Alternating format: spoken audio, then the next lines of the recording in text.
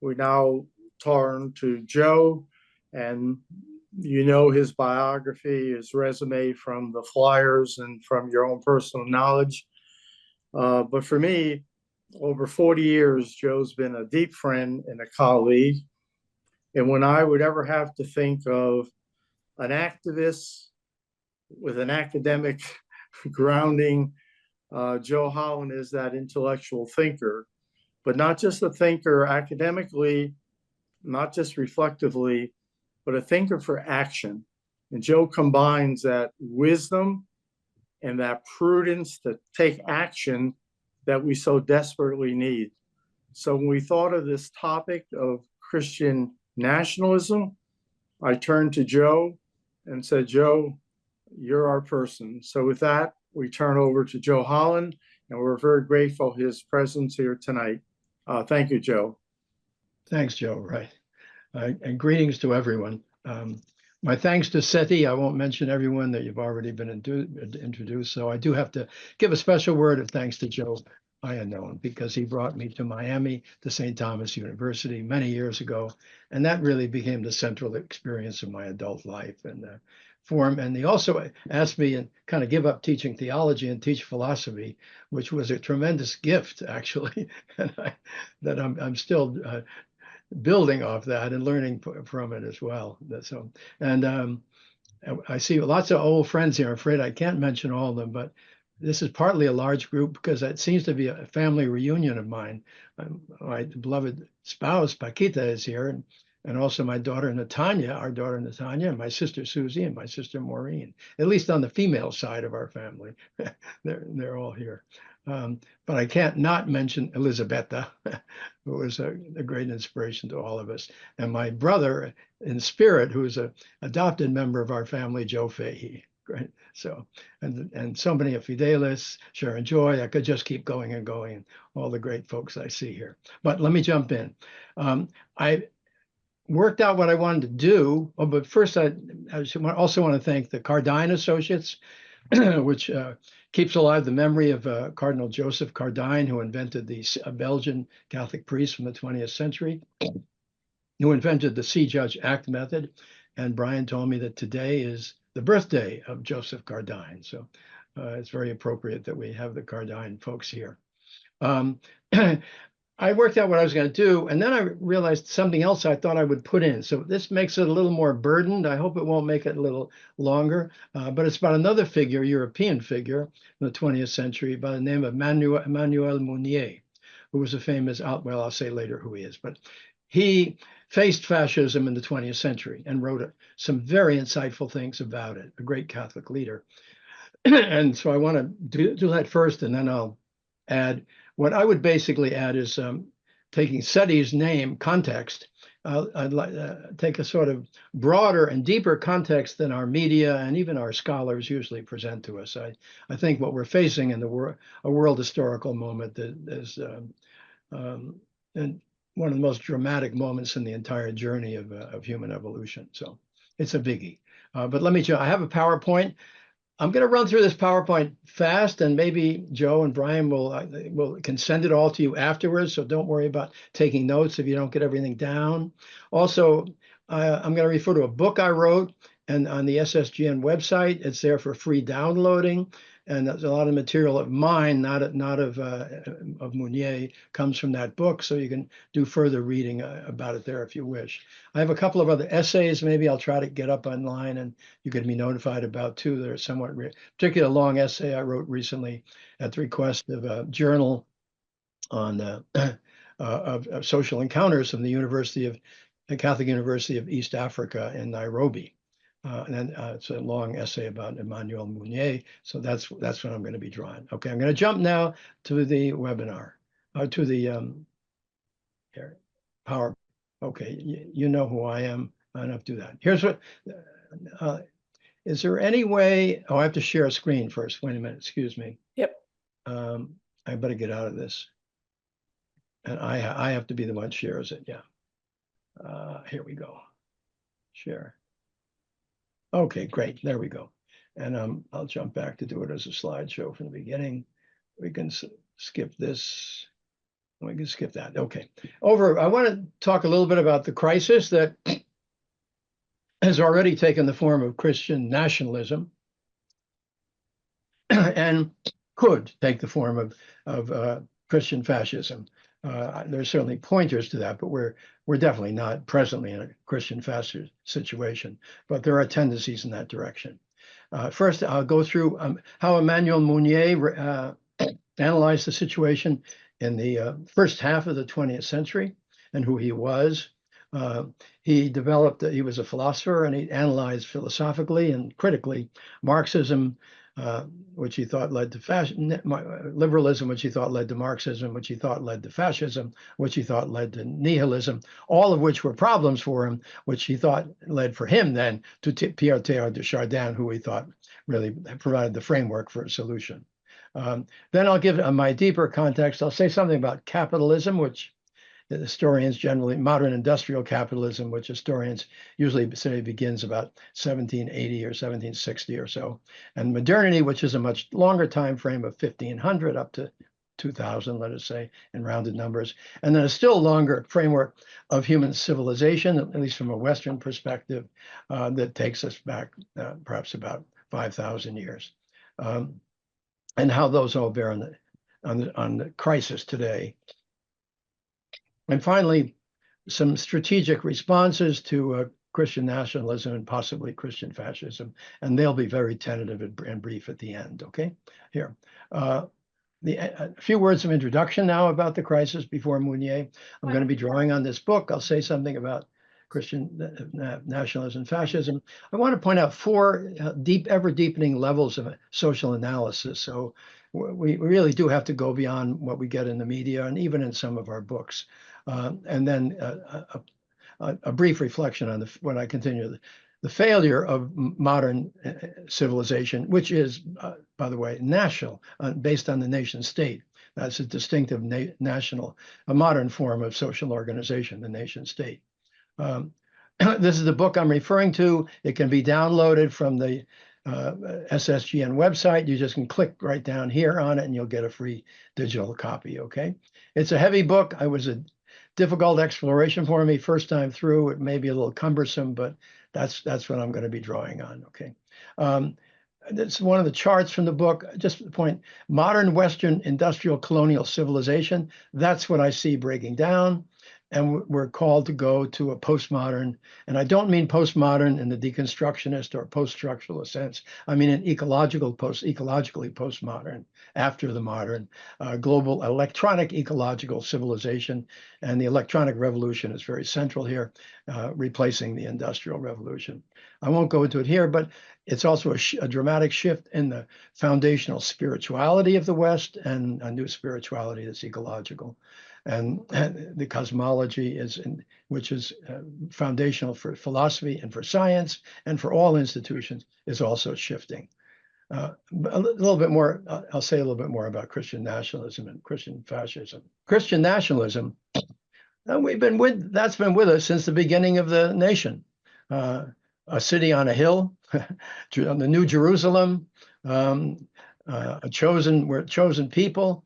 And it was used to justify the wars against the Indians and genocidal wars and slavery, Jim Crow, and also eugenics in the 20th century, which doesn't have very much about it in our history books. Basically, they thought that God had chosen the United States for a special destiny in human history. And they had what I would call a Zionist or Davidic understanding of Christianity around the figure of David and the kingdom of some kind of sacred kingdom, like the kingdom of Israel, now the kingdom of the United States as God's chosen nation on earth. Interestingly, Black slave people said, oh no, this is not Jerusalem. This is Egypt land. We're under Pharaoh. A very different reading from the Puritans and everybody who came after them in the white Christian movements. And by the way, this Zionist Davidic reading of Christianity, it was not unique to the United States. It was a Protestant form in the United States, but Catholic Christianity had done the same thing in Europe for at least 1,000 years, so ever since Constantine. Today, we're in this tremendous transformation. Can only begin to point how deep it is, triggered by the electronic revolution. Years ago, a former Trotskyist Marxist turned libertarian, and those were both bad things, Alvin Toffler, nonetheless had a good analysis. He said this is the third wave, only the third major revolution in human history. The first one was agriculture, the second was industrialism, and the third is electronics. And we're just at the beginning of it. It marks a new stage of capitalism, but it also, I would argue, marks the end of the modern world, the end of capitalism. It won't survive it. Capitalism won't survive it, and the nation state won't survive in its present form. And it gives birth to some new, undefined, possibly, if we survive, ecological postmodern form of the human journey. Right now, it is precipitating what I constantly call turbulence, confusion, and danger, which in turn gives rise to a lot of fear and a lot of anger, and eventually hatred when it's exploited by the new right. I wish I had more time to go into what the new right is. It's a parallel to the new left that came out, both of which came out of the electronic revolution. It's compounded, however, by serious failures of liberalism in the United States and Canada, and also serious failures of social democracy in Europe, in Western Europe. They both collapsed into neoliberalism and their elites began, educated upper class elites began to live in a bubble that was increasingly out of touch with the vast ranges of the country's populations. Emmanuel Mounier had a special take on fascism. He said it's a spiritual disease, certainly generated as a reaction against Marxism because of its atheism, but also abetted by liberalism because of its increasing secularization and undermining of spirituality. And any kind of civilization devoid of spiritual energy in its core, not that we have to have unification of church and state, that's not what we're talking about, but in its cultural foundations, he says, becomes empty and becomes filled by demonic forces. That's what that was Mounier's view of it. And then I will try to hopefully illuminate a little bit more in contemporary terms with this, my views of the deeper and wider context. 4 levels of social analysis. Level 1, issues, policies, institutions. This is what we get from journalism, and it's wonderful. They're great people, and they give us the starting points for information. And most history books also very good starting points. But that's only the beginning. We then have to look at systemic ideologies that organize all the journalistic accounts, all the histories, and they're competing, contested, and those are social philosophies like liberalism, Marxism, fascism, etc. Have to understand how their nature and how they function. Even deeper than that are underlying cosmologies, particularly in our case, the modern cosmology, which grew out of the philosophical scientific revolution of the 17th century, around the concept of atomism taken from the classical Greek philosopher Epicurus, and then looking at the construction of reality being artificial and mechanical. And what is called postmodernism, I think, is just a more intense form of Epicurean philosophy. Okay. Although I think Epicurus was a more benign figure in terms of his ethics than contemporary ethics is today. And finally, the deepest level, which is most difficult of it all, it's really the religious spiritual level in many ways, is the mythic symbolic one. Here we deal with myths and symbols, which are not essentialist, but historical, but they're powerful historical symbols. They do evolve, however, and that's very important. Okay.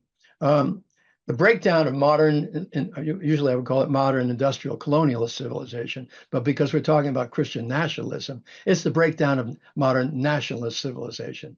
And so the nationalist form of Christianity is also breaking down. But when things break down, they get hard and brittle. And in terms of humans' feelings, they get fearful and angry and finally hateful. And that's what we're seeing. So, but fundamentally, the deepest breakdown, which we don't hardly hear about in the news and certainly not in the mainstream American politics very much, is ecological breakdown.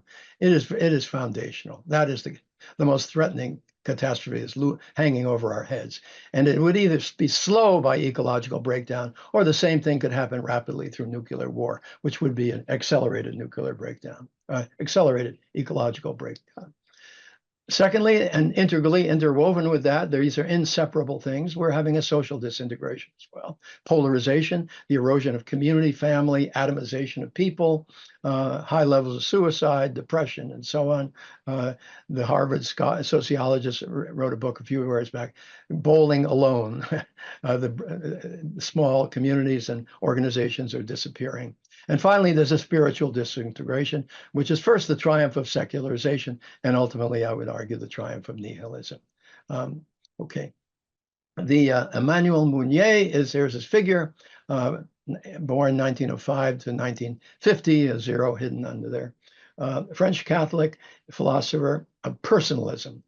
By personalism, he meant he was over against the modern understanding of the individual, who he saw as uprooted, autonomous, disconnected from community, and in fact, undermining community, and despiritualized. And he founded this famous Catholic journal, which was very influential in the 20th century, first half of the 20th century, Esprit in the French, which means spirit or spirituality. He had tremendous influence on the Catholic worker movement, tremendous influence on the prophetic Catholic figure, Thomas Merton. He also had tremendous influence on Pope John Paul II, and so on and so on. He was part of a colleague of young philosophers at the beginning of the 20th century after the First World War, in the wake of the Great Depression. Russian Berdyaev, Jacques Maritain, people know from Thomism, Gabriel Marcel, Jean-Paul Sartre was in the group, Paul Ricoeur, who was a famous French phenomenologist and who was one of my teachers at the University of Chicago, and more. Mounier was basically a critic of two dominant movements: existentialism, which he saw as the heir to the spiritual tradition, but it had been secularized, and it was an idealism then, just about the mind and subjectivity. And then Marxist materialism. So idealism, materialism, he saw these two forces fighting it out in contemporary philosophy of his time in the second half of the 20th century. He became very critical of existentialism, particularly the branch that would flow through Heidegger to Nietzsche, but he was very sympathetic to Marxism and to the left. That's what distinguished him and his journal as a Catholic intellectual journal, that he was drawn to the left. However, he critiqued Marxism's atheistic materialism, but he dreamed that perhaps Marxists would re-embrace spirituality and therefore take their powerful class analysis and their powerful mobilization of the working class and connect it to spirit, to esprit, and make an even more powerful movement. Of course, that never did happen. His social criticism then, he said he was an engaged philosopher. He gave up the academic life. He says academic life is a terrible disease from which it takes a long time to be healed, at one point. He was fundamentally critical of liberalism, which he saw as the foundation, and that of Marxism as a reaction for liberalism, because liberalism didn't support the working class and oppressed them. And then fascism, which was reacting to Marxism, and then nihilism, which he said grew out of all that. But the key point is that he saw fascism as a spiritual disease. It was a spirituality, but a destructive spirituality, a pseudo-spirituality. He said perhaps even a demonic spirituality. And ultimately, late in life, he turned to Chardin, who was a friend of his in Paris, and his new cosmology, with which many of us are familiar. Okay. I have a little chart here. I won't go into it. You can, if you get the PowerPoint, you can follow it more and more closely. But the problem begins with the bourgeois individual who emerges out of the Middle Ages, who embraces matter and moves away from spirit. There's the bourgeois individualistic civilization, which becomes that of materialist liberalism and privileges matter over spirit, and eventually falls into pure materialism and exploits workers as just material objects to be exploited under capitalism. Marxism reacts against that. Bourgeoisie develops this voluntarist existentialism, which says everything is absurd, as Camus said, but subjectivity will assert something and it'll assert freedom. So it's kind of a contradiction. But then if ultimately, because of the despiritualization, it collapses into this pseudo or idolatrous religion of fascism.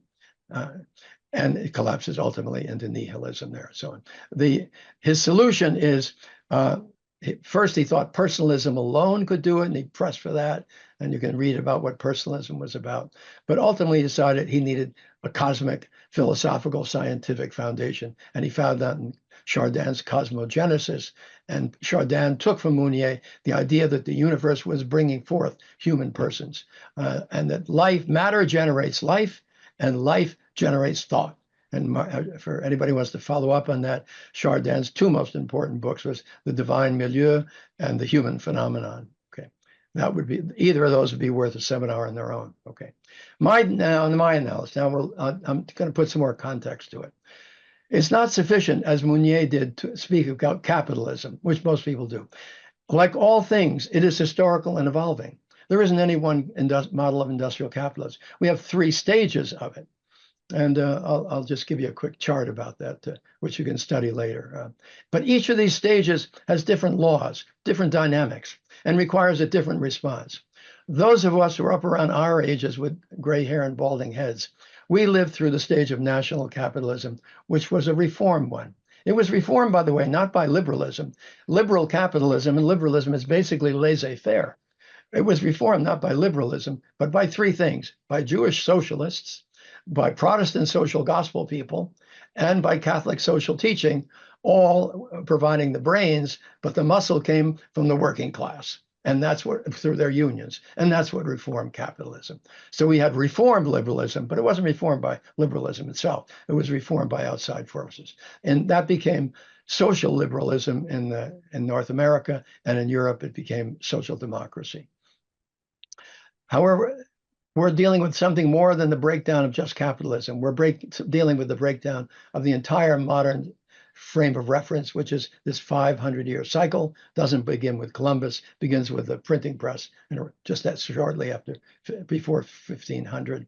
And I'll give you a quick run through that later. And we're going toward some kind of postmodern ecological civilization if we make it through. But we're still on the tail end of modernity, and we're going now pretty quickly into its collapse, I would argue. And then I take these four areas and I have another chart to make up just to play with a little differently, which I think is more insightful from the symbolic level.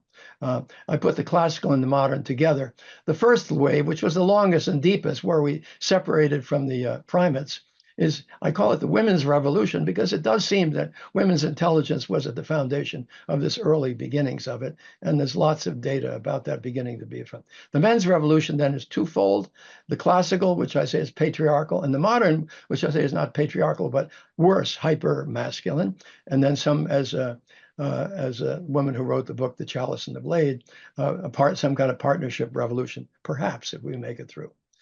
In the future.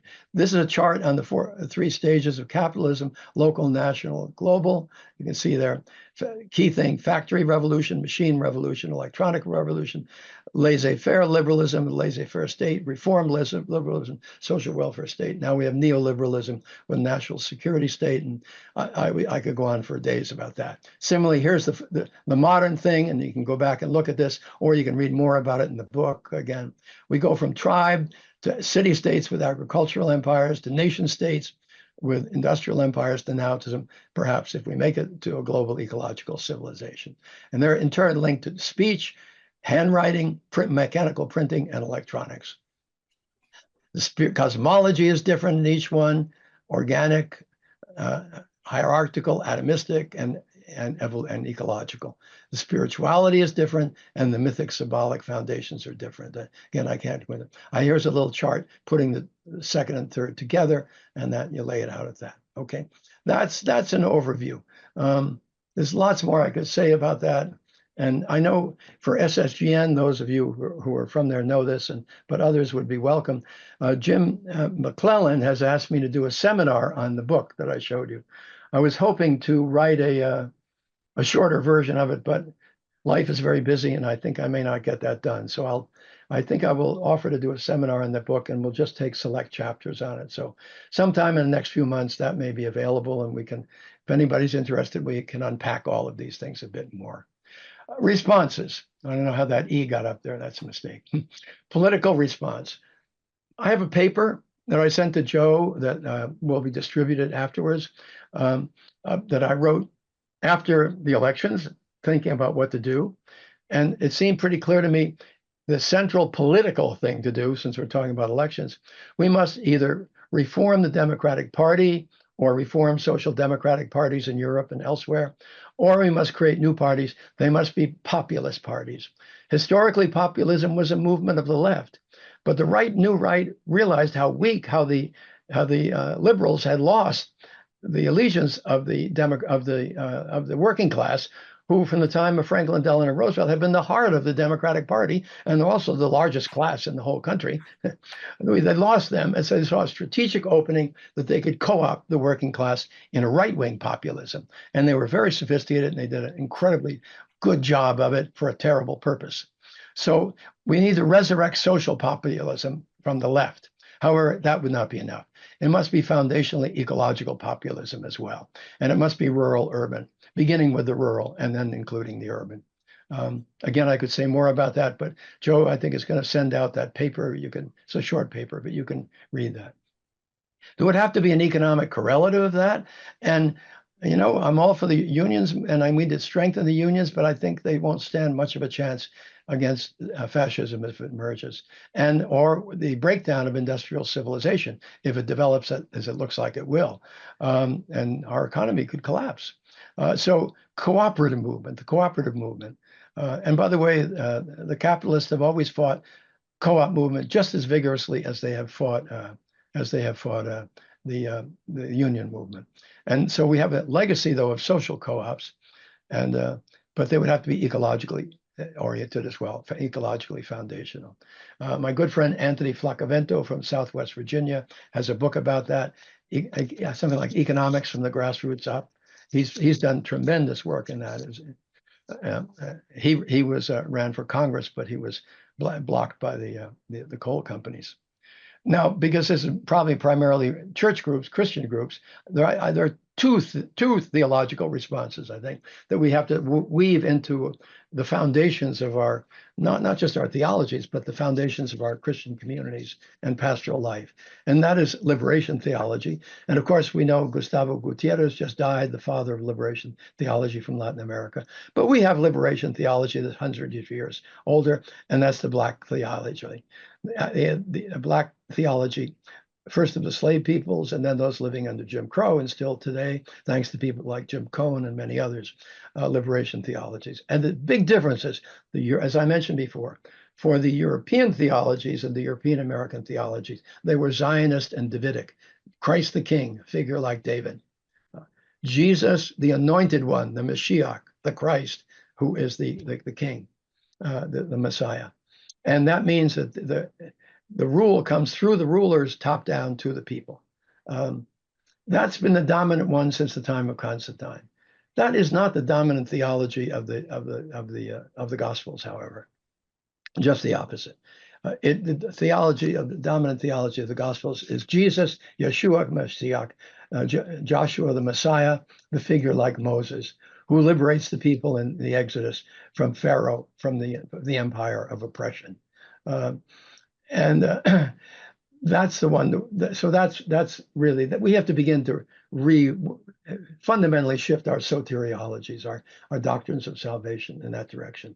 Secondly, and this is newer, but actually it's quite old, grounding of theology in ecology, in nature.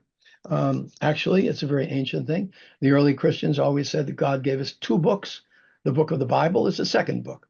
The first book of Revelation is the book of nature. And the divine mystery is revealed in and through both books. But you can't read the Bible without having the Bible in one hand. You can't read it without having in the other hand the book of the Bible of nature. It just doesn't make any sense. It's like visiting an emergency room and thinking that's what preventive healthcare is like. You really have to read the two together. But Western church, different than the Eastern churches, in the Slavic churches, the Greek churches, the Arab churches, and the Indian churches, the Coptic churches in Africa, they never lost the book of nature, the book of creation. However, the Western church did, and that's a very serious matter. It explains a lot of problems in Western civilization. But that recovery will be new to us, but very old.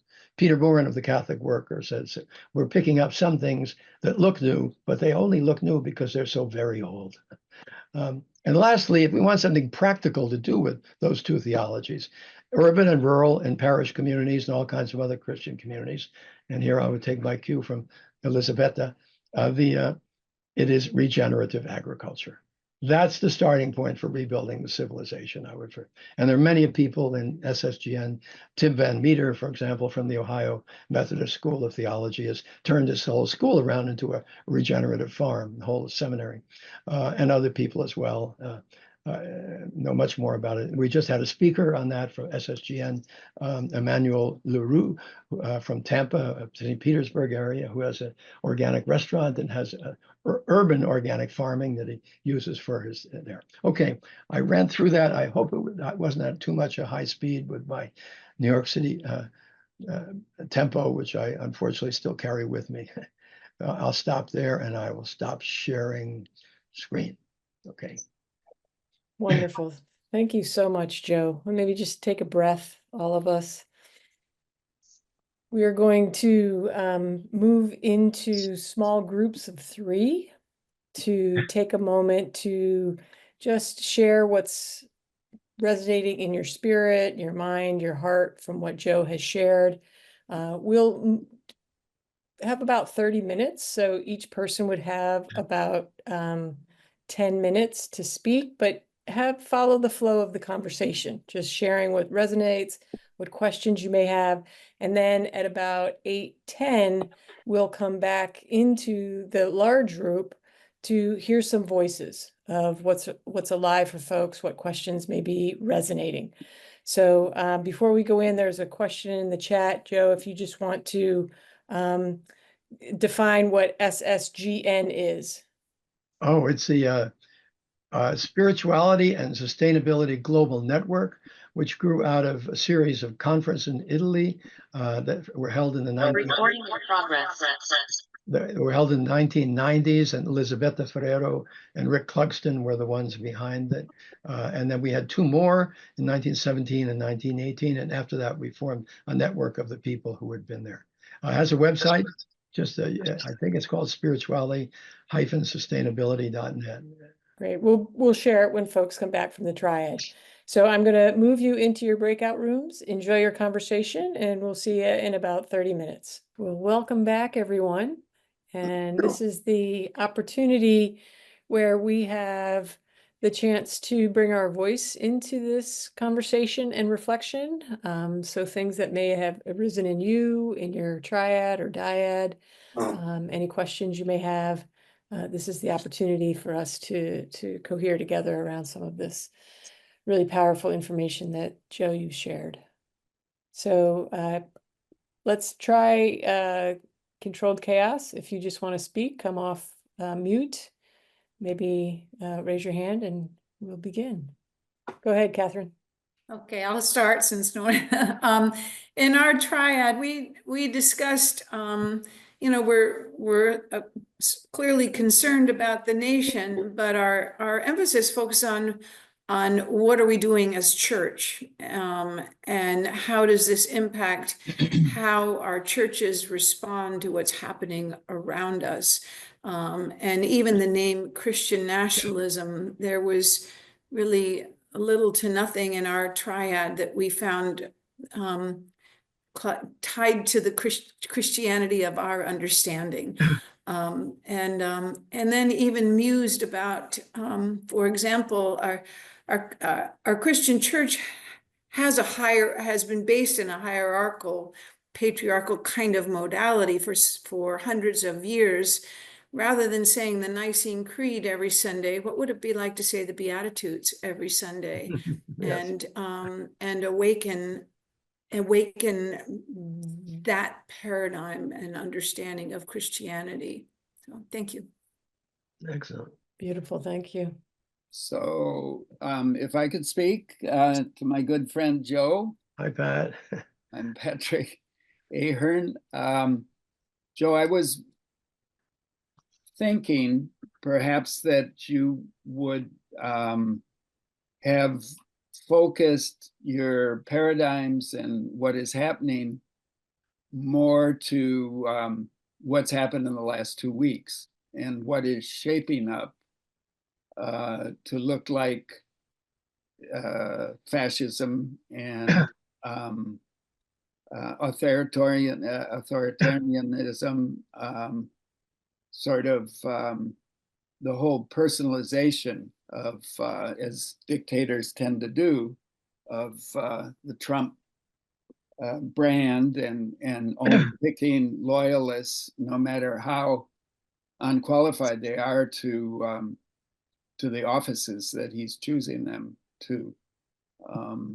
And how do we resist in the next 4 years not to totally lose the ecological agenda and the social agenda on down through the lines?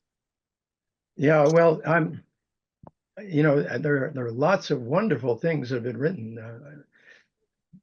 That question, to do an analysis the last 2 weeks, I'd say, is a job for journalists and commentators. And I think we have some wonderful ones who've done excellent job. My field is philosophy, theology, and social science, and that's what I do. So I don't see that as my job right now, and I wouldn't be much good at it anyway. But there's a lot of wonderful. One of my favorite commentators is Tom Hartman. I don't know if you're familiar with him. Yeah, he's very, very good. Yeah. Tom, I think it's THOM and Hartman with 2 N's on the end, but one of the most insightful of all. I think I would recommend his analysis if you want. If I had to pick out one, he has a website and a Substack blog. Okay. Yeah, he's really good. I would recommend. Yeah. But you did mention that Joe, is that Fahey or Joe? Yeah, Joe Fahey, yeah. Has is going to disseminate a piece that you did do, I think. Joe, yeah, Joe Iannone's going to do that, but that's not that's a more strategic response, yeah, based on some of the last things I said, to create a new. It's about the first point I said, to reform the present Democratic Party and European or other social democratic parties, or create new social populist parties. I think without creating a very different experience of party. The Democratic Party is lost, in my view. It was very talented how incredibly it managed to lose the heart of the Democratic Party, the working class, who's the majority, and collapse into a little liberal bubble of affluent, educated people, and think that they represented the whole country and speak arrogantly toward everybody else.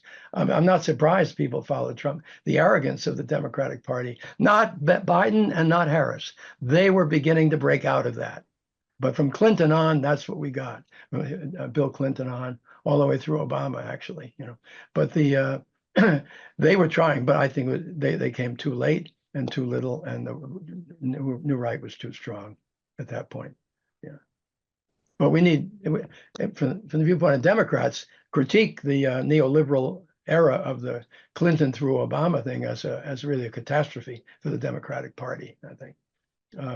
And then and Bernie Harris and Ocasio-Cortez and Biden and Harris too, were, I think, getting on the right track, but too late. Not their fault, but it was too late. Thank you, Joe. James, your hand is up. Okay, so I'm coming to you from Seoul, Korea, where I'm teaching at our Jesuit University, Sogang, for this semester. My full-time job is at John Carroll in suburban Cleveland, Ohio. And I was with Elizabeth Burrow and Lee Song, and we had a lovely conversation. In a certain sense, we're all outsiders, because I am an American, but I am living and working right now in Korea. Elizabeth is from Italy, and Lee Song is, I believe, Chinese ancestry. So in these different places, listening to Joe's talk, I wonder how it would sound in these different contexts. It's a little bit like I don't know how to say it, preaching to the choir, and that's not a bad thing because the choir needs support and direction. But I'm not sure that my students would would understand and be engaged or moved to action by our framing of things in this way. So how do we deal with um, the average person in a way that they can recognize the urgency of the common good and try to move to some concrete, probably incremental action along those lines, especially in the age of Trump in the United States or Giorgia Meloni in Italy and so on. Okay, so that's our group, and the other two can enter in if they want to correct something. Good, James. I remember visiting Sogang University years ago. There was a Jesuit priest there who was a famous labor priest in Korea. I can't remember his name. Basil Price, he died Basil a number Price. of years ago. Basil Price, yes. I spent some time with him there. Yeah, we were developing a church and labor network all around the world. He was a part of that, yeah. Well, I do different things. I mean, I can write and talk the other way. This is sort of my academic heart, my scholar hat on today when I do these things. I ghost wrote 2 pastoral letters for the Catholic bishops of Appalachia. This land is home to me, and at home in the web of life, and that's a different genre. I can do that too. And then I would say students are kind of in between that, but I've taught this stuff to students, and they get it. I think, yeah, not in the same way, but they can handle this stuff. That's my experience. Yeah, they don't always agree necessarily, but I think they understand it. Yeah. But this it would not. I wouldn't recommend just handing them this. I wouldn't recommend handing them this PowerPoint.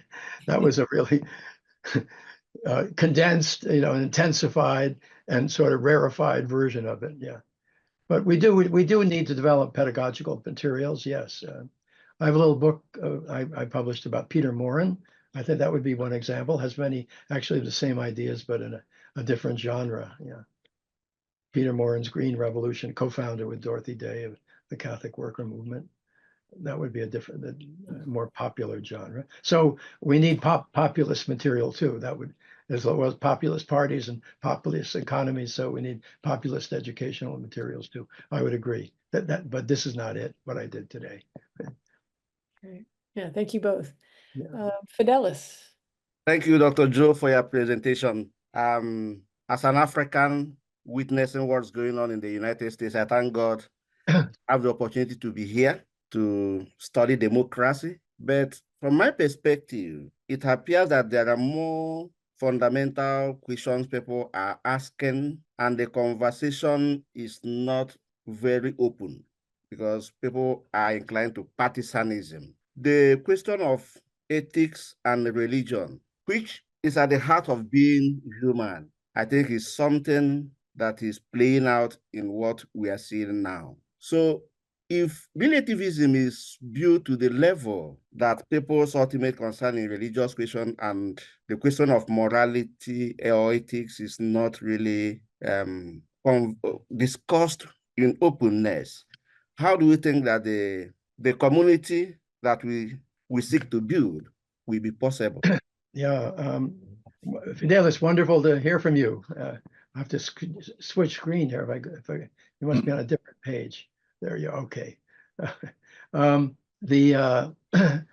mentioned Africa, and in my wider kind of global analysis, Africa is the center of the human experience. It's the roots we all come from, and I think it's the area, the continent, that shows the most powerful spiritual energy and the most creative energy for the future. So I'm very optimistic about Africa. The United States and North America are just the opposite. We are the quintessentially modern nation.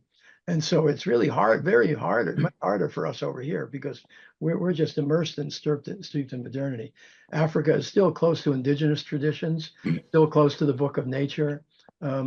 Implementing a regenerative agriculture there would not be very difficult. I mean, it would take a lot of work, but there's still a lot of agricultural communities there.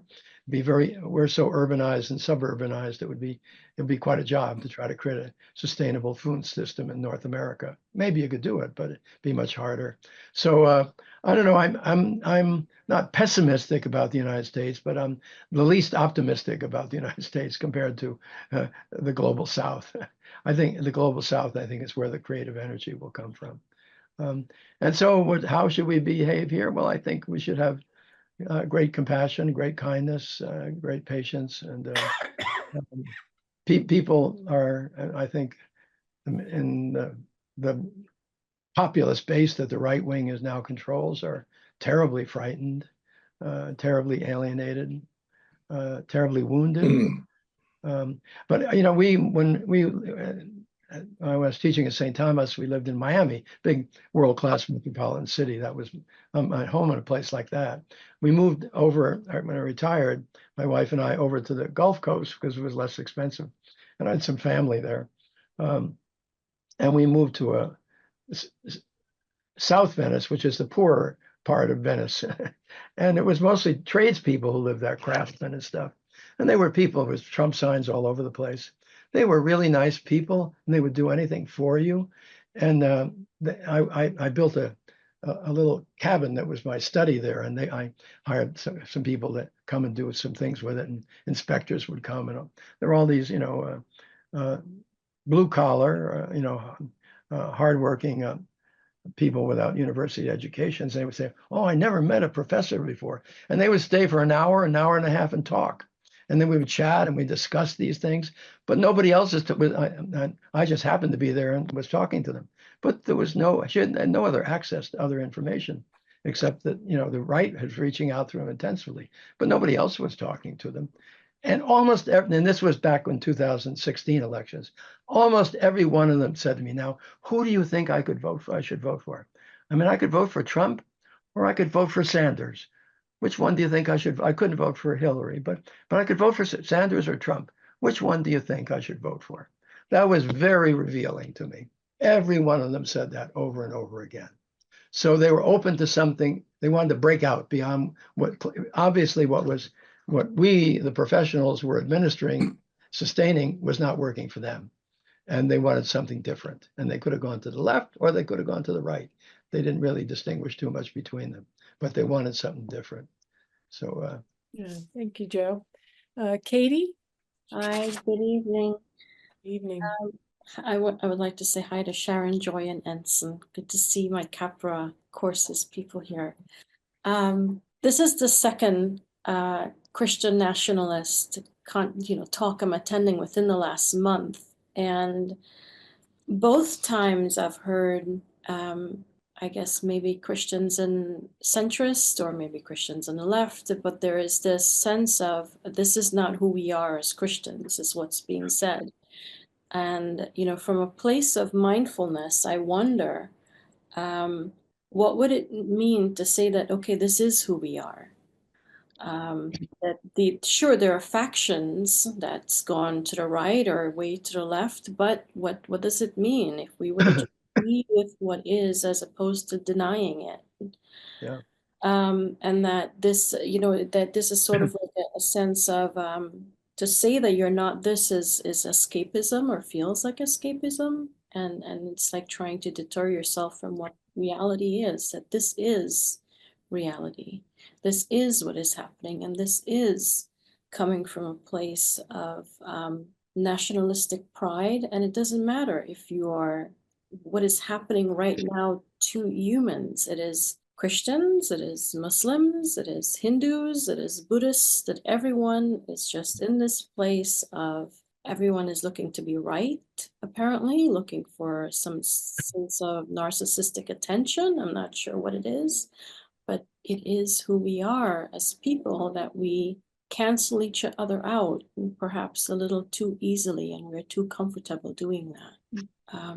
So I hope in the future, when I attend one of these conferences, I'm able to hear like, well, this is who we are, Yeah. not as Christians or Buddhists or Hindus or Muslims, but who we are as a people, as a species, Yeah, that's, by the way, Kati, thank you very much. SSGN, is dealing with all religions. And I think that has to be global interreligious framework has to be the framework. Certainly Christians can work in that framework, but that's the framework I think that we must be in. But I think, the Christian nationalism, I made that one point at one of the slides. It's really very old and very deep in the West. From the time of Constantine on, we've been in this, what I call Davidic Zionist rather than Mosaic Shechem. That was the other center of the Hebrew scriptures where the tribes used to gather before they had Jerusalem. The David versus Moses. Is it Jesus the liberator, or is it Christ the King? Those are the two very different. But we've been in this Christ the King modality for about 2,000 years in the West, and that's pretty ingratiated into us. There are other traditions in the West. Barbara in our group is talking about the Celtic tradition, which would be very similar to many other indigenous Celtic traditions. But the Celts were the indigenous peoples of Europe. They just weren't in the British Isles. They were all over Central and Western Europe, even over as far as today's Ukraine. And they were indigenous people, and there was an indigenous Celtic Catholic Church. It wasn't a Roman Catholic Church. It was in communion with the Bishop of Rome, but it was violently repressed, pushed by Julius Caesar. The Celts were wiped out. Their cultures were wiped out in continental Europe, and then they were pushed to the British Isles, and then first by an English king who was Catholic, a Norman king, Henry II, and then with the Pope, Adrian VI. They tried to smash the Celtic Catholic Church in the British Isles and Ireland, and then with the Reformation under Henry VIII and Elizabeth I, it was truly smashed. But resurrect who we really are. I think we all have indigenous roots, and going back to those indigenous roots is where we need to go. It'll be quite a journey to get through 2,000 years of history and dig back to our deeper roots, but that's what we need to do, I think. And there we have a lot in common. There we come together, those roots meet. And that's why I think, and I always say Africa is the foundation, because all the migrations trace their common past back to Africa. It is the source of the human family. And it's also the most exploited continent by Western colonialism as well. Because it was the richest and still is the richest continent. But the common humanity and our deeper roots. I don't know if that answers it, but that's what I would say. We really get together to our deeper roots and to what might be called our natural spirituality rather than our learned spirituality. And it comes very naturally, I think, to the book of nature, that the loving creator is revealed to us in and through the beauty and the beauty and the violence of nature, all aspects of it. Thank you for reiterating that, Mr. Holland, because you're right. I did bring that up in my small group, that it's the first time that I did hear reference to Constantine, and that Christianity has always been somewhat nationalistic. Yeah, and a terrible thing. Mitch, imagine we had, in the 20th century, we had two giant wars. The first one between Christian nationalism on both sides, and first one killed 25 million, and the next one killed 50 million, and now both sides have all the Christian nations are included, especially ours, are super armed with nuclear weapons that could destroy the entire globe, all life on planet Earth. Just unbelievable. What in the world, this is, when you think about it, what in the world has gone wrong, And certainly this distorted understanding of Christianity in the West, of trying to read the book of the Bible without the book of nature, it's maybe perhaps the deepest root of that. Great, thank you. I think we have time for one more question. Thank you, Jim. Yes, Don, welcome. Just a word, so I'm new to the group. Thanks. It's an invitation from Joe Ino. We really haven't talked much about kind of, next steps type thing. And so I was just wondering, Joe, what recommendations would you have? How do we begin to reclaim a more ecological Christianity versus a Christian nationalism? Well, I think it goes two ways. One, I think that a lot of us have worked on is the cosmic dimension a cosmology, which really underlies the modern cosmology, which comes out of the 17th century, is really foundational for modern civilization, including Marxist civilizations. This Epicurean, by the way, Karl Marx wrote his doctoral dissertation about Epicurus, but and it's the foundation of liberalism. Epicurean philosophy is the foundation of liberalism and of Marxism. But there is a shift through science itself and also in philosophy, thanks to the electronic telescopes and electronic microscopes, to a very different.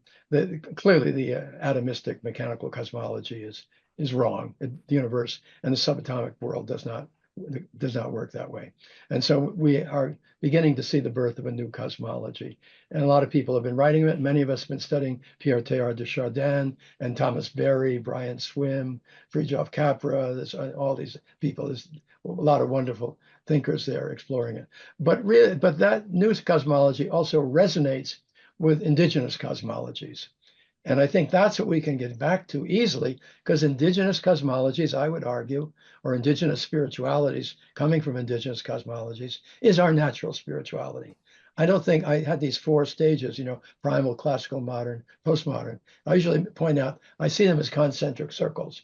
The old ones don't go away. Our deepest roots are still in the primal, and they're still with us. They're the most natural ones. The only difference between the indigenous spiritualities and Tom Berry and Teilhard and Brian Swim is the discovery of evolution. So the cosmos, yes, but it's cosmogenesis. And that can be handled by indigenous spiritualities too, I think.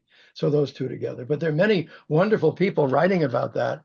And I think we are in the land of the indigenous peoples of the Americas. And we have to go through them, I think, to get to our indigenous roots, because we've eaten the food and drank the water of this land. And so we're as much a part of the land as they are. And they should be our teachers. And we had a wonderful woman at one of our Assisi conferences who now has a great website. And Sharon Joy just had her down, I guess, in the Tampa area or St. Petersburg, Sarasota area. And that is Lyra June Johnson. And she has a website, lyrajune.com. She's Dene or Navajo. She's a poet, a singer, and a PhD. She's recently published her doctoral dissertation, or finished it, on how the indigenous people cultivated the North American continent so that all the creatures would have more food, including the humans. And she says, by the way, the Indians didn't follow the buffalo. The buffalo followed the Indians, because they made more grass grow and greener, and they created more prairies and more space for the buffalo. So they had a symbiotic relationship with them. I would recommend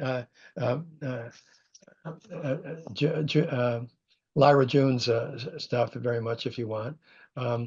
There's also a lot of people writing about indigenous stuff. But what Barbara was renting, for those of us who are European American, the other indigenous source in our ancestral traditions is the Celtic Christian tradition, which was very vigorous and strong and can be retrieved. And Barbara has in Mount Vernon, Virginia, they have an Episcopal parish, which is a Celtic parish. So I think experiments around that would be really, really important too. If I were a pastor, I used to be one years ago, first of all, I would, at the community, I would get some land, link the parish to land. We have to land, rural land, and keep some of it wilderness farm. And Barbara was saying that the Episcopal diocese over there in Virginia decided not to build a new cathedral. Instead, they got land and they built an outdoor cathedral. And it's a center on the land. That would be the first thing I would do. And then begin to grow food, urban and rural for people and so on. You could build off there. There are lots of things you could do, and there are lots of people doing it. I'm sure we could learn from. But I'm not the one who's working hands-on right now to tell you about that. But there's a lot of stuff going on around.